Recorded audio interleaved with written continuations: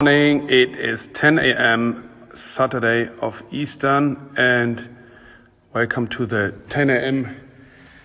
series. Today, talking to Katharina Grosse, who I hope to get in now. She is working currently on her exhibition at the Hamburger Bahnhof Museum für Gegenwartskunst, and I don't see her yet.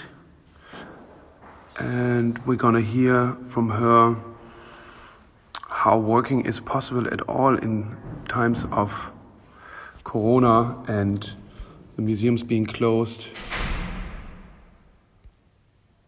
I just have to see where I find her. Hopefully it's not as complicated as yesterday.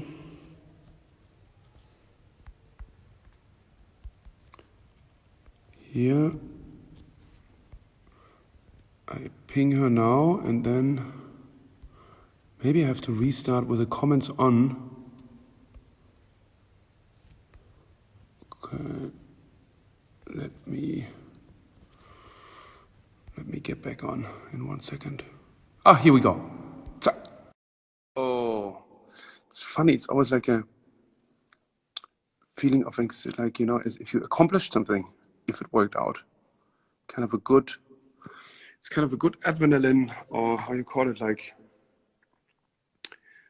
it kicks out some ephedrine. I don't know how you call it. You know, when you accomplished a project and you succeed in it, but apparently ich habe mich zu früh gefreut. It was, oh, Katharina, there you are. I'm just having a coffee. Me too. You know why actually this 10 a.m. series? No. Because you want to torture your artists. No, because I wanted to do it at 7. Oh. And then my wife said, "Oh no, let's not do it at 7. Can't you do it within work hours?"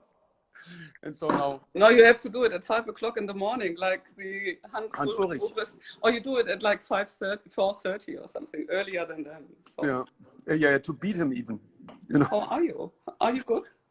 I'm good. Yeah. I mean, I'm so happy that the weather is good, and we're so privileged in you know, Sophie, who runs a London gallery. It was really tough, you know, if you like locked in and you share an apartment with people. So we're very fortunate. And also what I hear from my brother in New York, it's really pretty terrifying. It's a strange thing in general. I mean, you hear so many versions of what we should do and what we shouldn't do. And I don't know. I find it totally remarkable that that we are all kind of agreeing with not a lot of contra arguments publicly to something so significantly changing our lives. And I mean, for climate change, we know it is pretty tough what we're doing to the planet, and do the governments take as much money into their hands as they do now? I don't know. You know, I have no idea. Yeah. But, I also think it's interesting how I mean, I find this global aspect very interesting, that we all share this situation. You know, from India to like from third world to first world, everybody is in the same situation. But I also find it interesting that there's very little doubt or discussion in how our libertarian society has been cut off now. Like, but in terms of, because there's this great you know, before I have to show you something I found, or actually my father-in-law. Johan, is it okay? I just it's gonna make a little noise. Of course. Here, see what my father-in-law gave me. Oh. It's an art from 20 years ago. Oh dear. And you see, there's your wall from the Hamburger Bahnhof. Mm-hmm. And so you're returning to this hall, but this was Preis der Nationalgalerie, I think. Mm-hmm. Mm-hmm. And I want to read one quote, which I find is very amazing. So here it says, here surprising words for someone who's renewing the genre of painting right now, or celebrated for renewing the painting, and you've been quoted with, "I think it's only starting." So I really like this. So I think that still, you know, I think I'm just at the beginning of something. So yeah, how is it with painting? I think you also said once you really need to look a lot, and then you need to do a lot before you get anywhere, no? Because the most asked question is, what's your advice for younger artists? oh, I don't know. I mean, they're in a different situation than I am. But I still think that painting is the best image surface we have. I mean, the most developed one. It has the longest history. It's been dealing with basically editing what we see. That's what a painting is doing, what a painter is doing. We edit, and then we find a new version and compress it into a small kind of intensified pill, if you want, you know. Mm-hmm. And it has an immense, very visceral information as well. It's not only what you can describe in like words where you say see a tree or Mother Mary or something, which we've seen for most of the time, of course. The little bit of painting that I'm doing is very young. Yeah. But I think that the relationship to the body of the painted image is for me so fascinating, and it gives so many more, triggers so many more things in that whole system than only the so-called information content or the content or the concept. I think the making of what you thought is also a very, very important, and making isn't just a crafted problem. It's visual intelligence that fascinates people that look at it as well. It's not only the painters that look at it and find it amazing. Yeah, I thought a bit about what you are doing at Hamburger Bahnhof now. It's this, so you are going beyond. I mean, you're very known for going beyond the canvas, but this time you even go beyond the museum, because you open up the big Hamburger Bahnhof hall, and then once the museum is open and your show is open, the spectator or the visitor can leave the hall. Here I have your maquette from the art publication. So they can walk through the hall into the exterior, and then the work continues over the outside onto the Riekhallen, which is the extension where the Flick collection is in.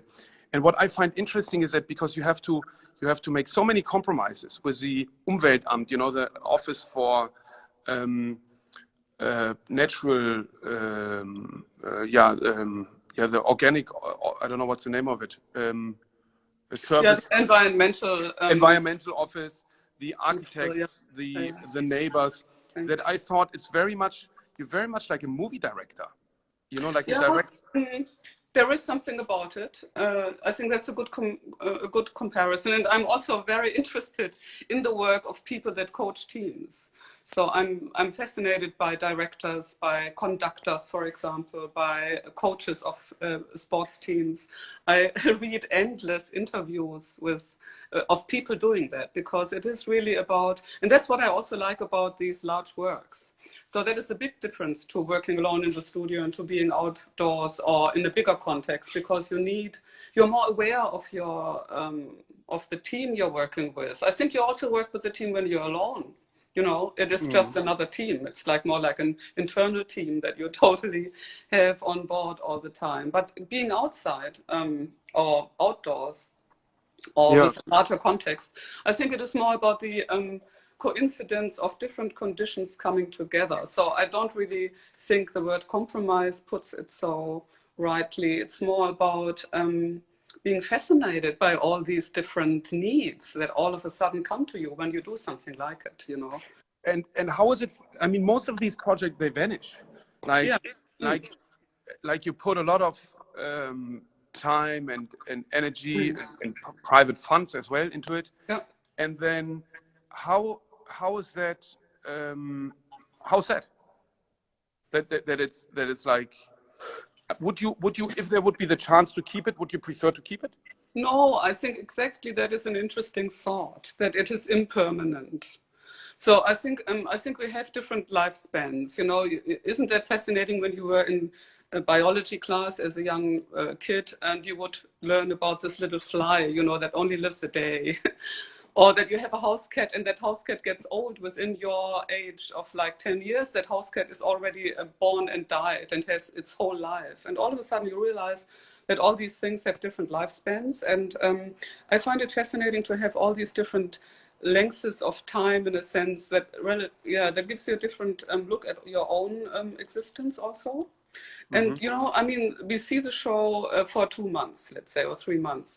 But for me, that show is already existing in many different forms. So I've been working on a model maybe 2 years ago.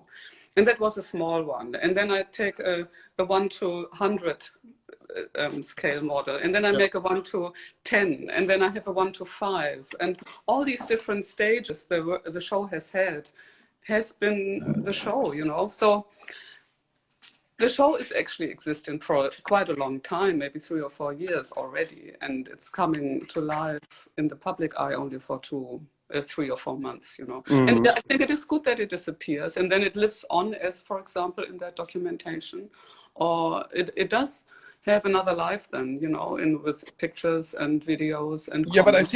I think it also has another life in the people who visited it and shared the experience. Yeah, the people are maybe also the caretakers of it in a sense, because when you saw a very interesting concert, I mean, that was only an evening, and you might talk about the concert maybe even 10 years later or something, you know. What I earlier on sort of, you know, we have one of your works on paper in our kitchen, and what I really think is, I thought like, how can I summarize your work in one sentence? And what I find really interesting is that I have the feeling it gives a surplus to life, you know, like that somehow the energy of the paint and I don't know, the fluidity kind of moves into you, you know, and there was this, now it comes to my mind, there's this great painter, Bill Copley, William N. Copley, who used to be an art dealer, and he represented Max Ernst and Duchamp. And then he was always sitting in his gallery and nobody bought ever anything. And then he said that the paint kind of soaked into him and then he became a painter himself. Where do you think, how is it? Because also in these times, there was this great article on FAZ, like, who needs the arts now? Where do you think comes this energy from, which you are able to create in your work? I think it is exactly how you say what it does to your body. I get it from somewhere as well. So for example, now I've been carving styrofoam with a hot wire, you know, and it's like 11 meters of hot wire, and there's one person here and one here, and we cut like huge things out of, in a very slow, it's hot, so it carves through like you carve butter. Yeah. Silent, and then you take it out, or you make other forms where you can't really see what it's, and the wire finds its way. And if I do this for a whole day, or when I do it for a whole day, and then I go into my car and drive home, I have the feeling of the city, you know.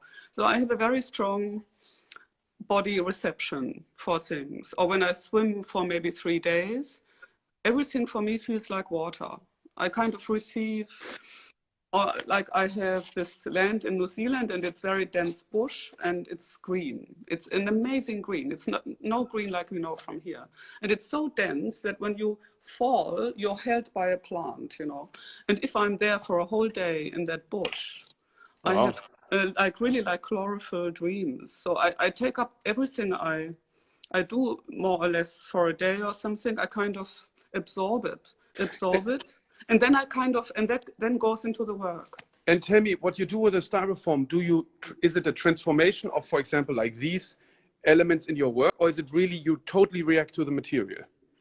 Oh, it's all of it. So there is, of course, a certain understanding of what a form should do for me as a painter. Yeah. Because I'm not creating, let's say, plein air or like on the go. No, I did have a lot of different thoughts about the forms I do. because they are large and you have to kind of find out what you want. And then by making all these models, it became more and more detailed. So your knowledge is not becoming more specific, but it becomes more enlarged. So there are 5 different shapes and they all have different methods to be cut. And then, of course, and once all that is very clear, from there on, you can be very, very open-minded and receive anything else that is happening. But it's a mixture of a concept of an understanding what the material can do, what I technically can do, and what I prefer, what my thoughts on a carved form are in space, for example. And what we here see in the painting, the white part, this is the equivalent in the sculpture painting in Hamburger Bahnhof will be the super pure white, snow white styrofoam, right? Well, yeah, it is more like, yeah, that's true. I mean, it is not because it's white, but because I like the idea that you have, you know, I use the spray gun, so there's a lot of material coming out of that nozzle, like a shower, and I put something against it so that this shower movement is interrupted. And the interruption of my spray movement is actually the big white form that is going to be in the Hamburger Bahnhof. So it is a little bit like an obstacle or an interruption of a line, let's say, something missing. So it's actually, it's interrupting the stream of color. It's creating a gap, an irritation. And I mean, it is an intensive amount of energy which is needed there. And I mean, I know, but I also wonder how much more energy does it take you now in the situation of Corona, with the opening being postponed? You're still working on the show. The regulations under which you are able to work for safety for everybody is really demanding. Like, what do you do to cope with that extra level of stress? Oh no, it's less stress now. So, for example, everything is getting slowed down. It's a little bit like working in slow motion. So when I work normally, it is getting compressed into a time frame of 10 days for painting, 5 days for installing, 5 days for outdoor painting, for example, and so on. And everything is like tuck, tuck, tuck, tuck. Yeah. And now I have the forms in the Hamburger Bahnhof. I took far more time to carve. Now I have Hamburger Bahnhof maybe for 2 months as my private studio from 10 to 6. There are people I can drop in anytime I want with my team, you know, and nothing else is being installed around it. So it's totally quiet. I mean, that is an amazing studio with these, it's really, really fascinating. And I'm trying to now readjust and get out of this kind of dense time frame to something more loose, more open, more, I'm trying to see all the positive things, you know. Yeah, but of course, I mean, it's even the team, you know, to go for dinner and all these, you know, the most simplest things are more complicated now. That's true. And you shared on your Instagram profile the views from your studio in New Zealand, and what I found very interesting, there's a lot of wood visible, so you kind of work in a wood environment. Yeah, it's the house is let's say so the land is very steep. Yeah, it's a cliff basically, you know. So it goes 200 meters down, and then there is the sea. And on that steep hill, you can't just build a flat area and build a house. So you have to build on poles. So the house is standing on poles, and it is the house is thin and is wood poles. Yeah, that's a normal technique. There's no termites in New Zealand, so it's one of the rare occasions where you can buy. And also the wood poles move in the wind. There are very fierce storms coming that way, which are really, really like, I mean, scary. So we have lost in our other house doors, and because of the storms, they just pop out of the house, you know. Yeah. It's really, but the thing is that my house is now a little sheltered, and it is not standing out there, but it's following the contour of the land. So the house has a little curve. Because I saw that you are painting on wood panels, and also that's true. You're using wood as a new shablon of creating kind of like a fiery surface. Yeah, the thing is that See, there is an indoor studio, and then the outdoor is like a courtyard, and that's all made with wood. And I made it with wood so that I can nail my canvases on the walls and just paint outdoors. And then I realized that I really like the wood much better than the canvas outdoors. And I just bought a lot of plywood and started to paint on the wood. And what I find so fascinating is that the material of the wood has a very strong grain, you know. So you see how the wood is moving when you spray. When you have a lot of overspray, the wood looks all of a sudden like a silk or like damask or like a very interesting other texture. And when the brooms or the Este became schablons, that was the same moment? Yes, yeah, that's an interesting question. So because I had to clear the land for building the house, I had to cut down some manuka trees, which is fantastic wood. It's tea tree, you know, so it's a very dense, little, very hard wood. And it has a lot of fiber out in the branches. So it looks actually like a broom or like a big paintbrush. Yeah. And I was totally fascinated by the form.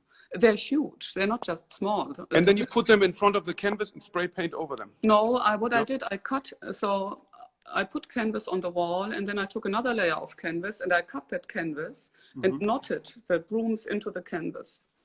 It has a lot to do with techniques I know from arte povera and that I love from arte povera, that you just put something into the canvas, into the material, but then I painted on top of it. And I left the branches as part of the painting. So I made like 20 paintings with only these large pieces of wood. Interesting. So you just react, a lot of this really comes to you. It comes from the outside. You react to your environment. Yeah, but it also comes because I deal with the environment. Yeah. So I had to, for example, I had my builders put all the branches into the wood, into the forest, into the bush, and I wanted them out there again because I wanted to plant new things into the holes, you know. So I had to I spent days and days and days to carry the branches out of the bush. And so I dealt a lot with this material. I was with the material, you know, it influenced me. I looked at it all the time. Yeah. Now I've become like, I have a chainsaw, you know, I deal a lot with the wood and I find it very interesting material. And so I started to use it. Interesting. Yes, I'm very influenced by, I like to take things up that I deal with a lot. What impressed me always was that the fact that you did this, you built your studio. I mean, you did it, of course, with fantastic architects. Are you at the studio now? Yeah, I'm showing you some trees. Oh, wow. It's silly. Yeah, I'm in the studio. And this is, can we have a quick look? Yeah, here's your gallery. Oh, fantastic. Oh, also, I saw this also in art magazine here. Yeah, I was testing early on, I was testing a huge That's going styrofoam. to be challenging. I was testing a styrofoam piece in your gallery, but I decided not to use it. like 15 meter high. Yeah, I know. So anyway, many will know it from the way to Tegel. And I thought it's so amazing. You said that in some interview, like, why should artists always transform something old, and why is the art scene like limited to reusing, just as an idea, you know, as a Denkanstoß? And I thought that's really an interesting thought. But maybe you can give us a quick look. Yeah, there is not so much in the studio itself, but we just stretched. Maybe I can show you that one. Painting here that is just come out. So I have another studio that is in Spandau. Yeah. And this painting has just come out of Spandau and just has been stretched. Interesting. There's kind of a newish. Yeah. So you call it lila, rosa palette in it, right? Yeah. So there's like a really nice underpainting. And there's another watercoloring. Yeah. It's very watercolory, huh? Yeah, the watercolor is a new thing that's coming up right now and that I'm starting to be very fascinated by. And I've also done a lot of small watercolors in New Zealand. I'm going upstairs now on our beautiful... Interesting. So really these elements, water, fire, wood. The watercolors are just developing now as a new thing, because I like the fluidity and the unstoppable movement of color. And with the spray painting, that is one thing that allows it to me, but also like here, for example, a small piece. Yeah. Can you see it? Here. Beautiful. And there's Yeah, like it's a interesting. larger That's one also, that, you know, as a house owner, huh? The unstoppable fluidity of water. I mean, it always looks for any way. We have that problem right now here, unfortunately. It's leaking. Are you having water coming through your ceiling? Yeah. No. Um, Yeah, so watercolors are important. Or there's another model that I have here, for example. Let me see whether, can I turn? yeah, there's on the top, exactly.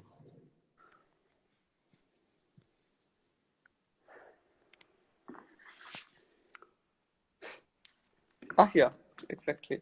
So here is now the a little model for a school building on the island of Valisari, close to Helsinki, which is the Biennale where I think also Alicia Quadre is in it. Yes, yes. Which is now postponed to we don't know where. But I'm now working also on these new forms of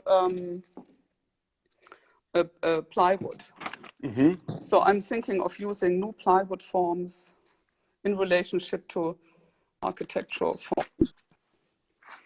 And yeah, so we are experimenting here a little bit. Yeah. And So then,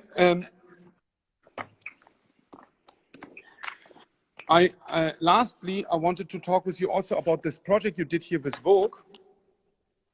Unfortunately, it's only in German, but I thought, which is very interesting and which kind of fell a bit short in the communication, is that you did the whole magazine, but it's you as a part of an entire group of a kind I of can't hear you. Just a second. Maybe I have to go Ah. out of here. I can't hear you so well. Okay. No, I'm back. Yeah. Yeah. So which I think fell a bit short in the communication is that you are one of the representatives somehow of an entire group or like a collective. And I thought maybe it would be interesting you talk a little bit about this. Of Wir machen das here, because it's not only you, it's also Wir machen das. Yeah, no, And I think Annika. the Vogue piece wasn't about that that specific group.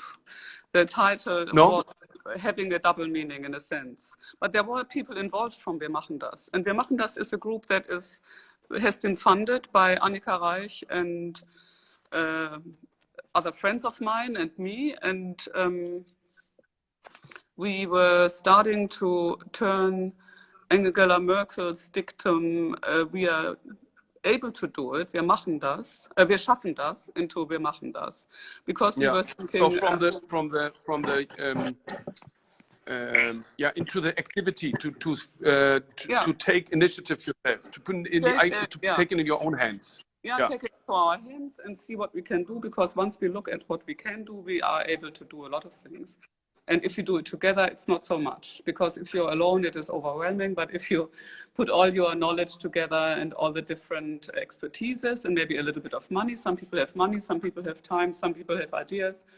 And so we started, and that was actually then Annika Reich being very active there and drawing together a crew which has now grown into a little business of 16 employed people that are helping newcomers from all over the world to connect, to be part of the cultural world that we know, where we have abilities to offer platforms or studios or connections to publishing houses, whatever is needed.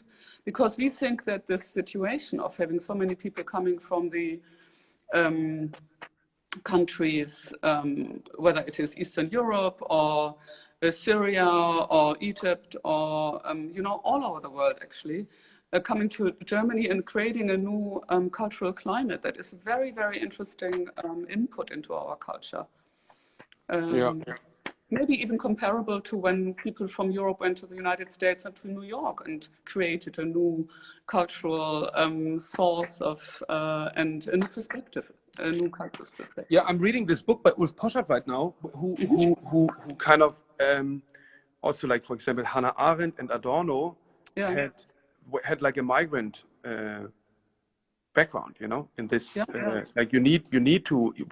I think we need to learn from the other, and then another aspect I find very interesting is you did this benefit project with Pali and the Ocean, where you also, the wood appeared in your work because you spray painted wood surfboards where you see the wood looking through, and this went into the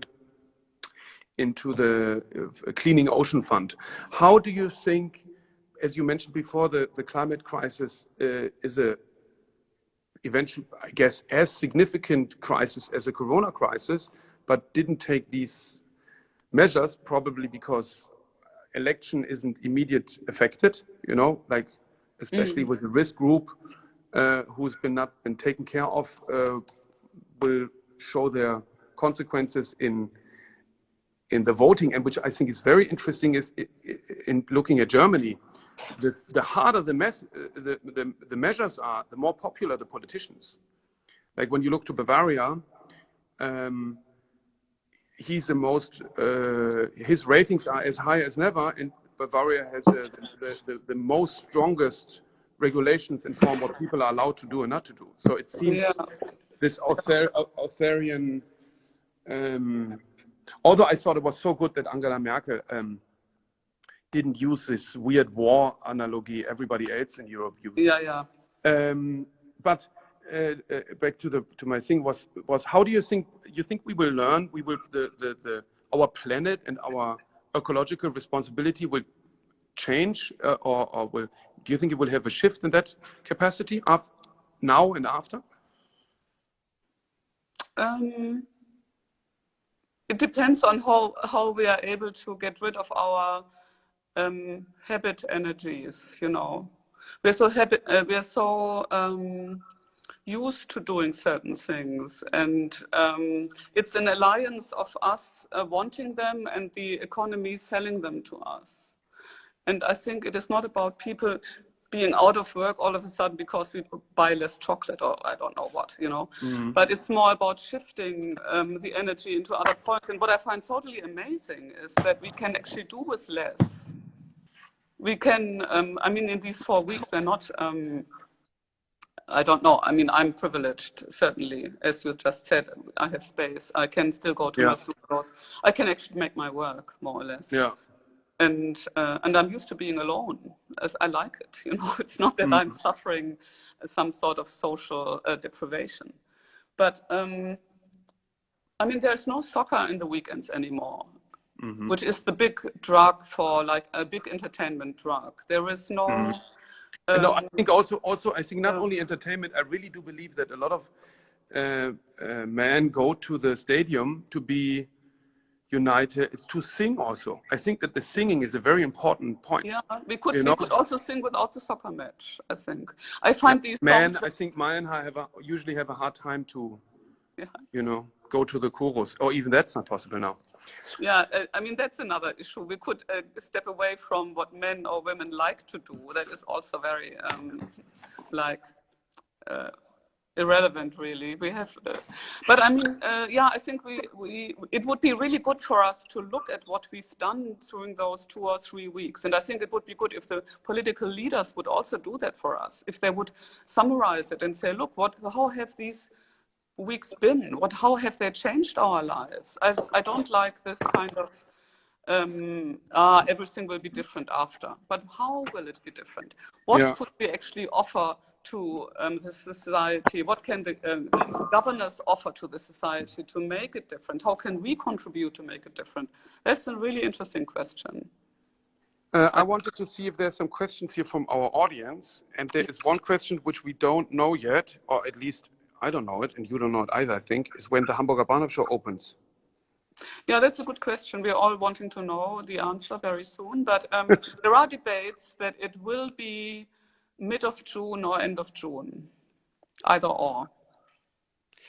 Then what is more important, idea or painting?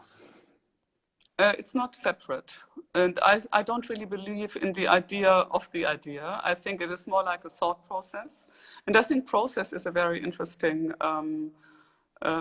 manufacturing tool, because it transforms from step to step to step to step to where you're ending up. So I'm very much linking thinking and making in my and I think painting is something that enables me to do it really well, because the tools I have are not complicated apparatuses. There are no algorithms involved, for example. There is no computing transformation happening in my process. And what artwork inspired you the most? Oh, there are so many that inspire me all the time. But certainly it depends what I really want to see, what I want to look at. When I have a strong urge to see something, for example, then it has the power to really inspire. I can remember that I did a work in Rome not so long ago, and I went to see the Sistine Chapel for the first time after many, many years, and I found it amazing. But it can also be a very small little painting. I just saw something in Baltimore by an unknown Flemish painter that was a black and gray painting, black, gray, white painting of a hermit in the countryside. And I thought it was amazing. There was Jesus on a cross, and he was praying to Jesus, and the cross was woven into a tree. So the cross went over into the tree. I thought it was amazing. And what do you think about street art, urban art? Oh, that's good. Something amazing to look at. It's not that I'm linked to, I have nothing to do with it personally in my work, but it can be certainly very interesting how it is. Which I find interesting, that there's this kind of, only because you're using graffiti, or you used to spray paint, but you used more earth in your paintings than graffiti. So where do you think this because it often gets yeah, I get the graffiti. Yeah, that's true. Where's it coming from, you think? Yeah, I get this question about graffiti a lot. Yeah. But it's not where I come from. Yeah, and that's no, not my little... and you said that, but where do you think this confusion comes from? Because you used it occasionally?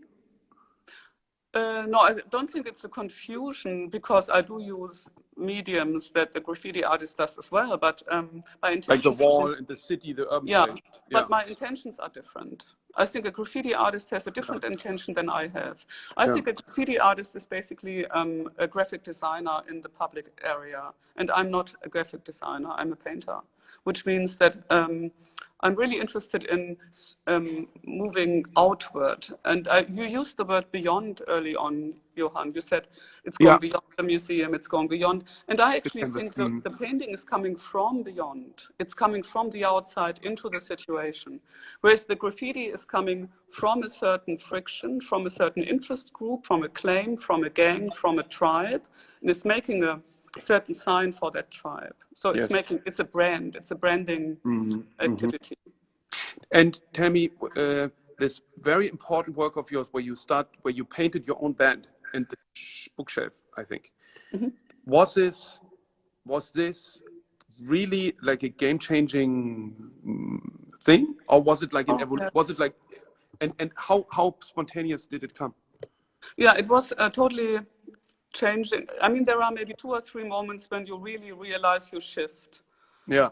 And the other things are more processes and smaller steps, but where you shift, and that was certainly a shift, because I was taking into my work something that had to do with items that had narrative potential. Because before that I was very clean, so I had maybe 2 or 3 colors. I would organize them very strictly, and all of a sudden, the green corner in Bern, right? Yeah, that's totally true. And accepting everything that is part of your most intimate life, like your bedroom is where nobody else but your loved ones go, right? So my books, my music, my clothes were in there, my little writing desk, my open suitcases. And I decided to leave it the way it was, the way I had left it, and then I would paint over it. And it was also an act of aggression. You know, Mm-hmm. I had enough of my work. I was getting bored. I was also questioning it. I wasn't sure it was going into the right direction. And then I thought I should do something that would really deal with my situation rather than with a museum or a showcase. This was before, right? Yes. Yeah. And tell me, I find that very interesting when you say you feel it, right? You feel it, but when do you feel it? You feel it while you do it, or when it's done? That it was Or is it coming like shifting. a peak? Like when do you notice that that's something just happened? You know, when you have it in your mind, you can see it. You make the decision in your mind, in a sense. You know, that's what I do, and then you do it. It kind of appears in in your vision. Katharina, thank you so much. I think this is it's Thanks. very inspiring. Thanks to And you, Johan. happy Easter. And as soon as we know when Hamburger Bahnhof is open, we're gonna let everybody know. That's what we sure do. Ciao. Have a great day. Bye. Bye.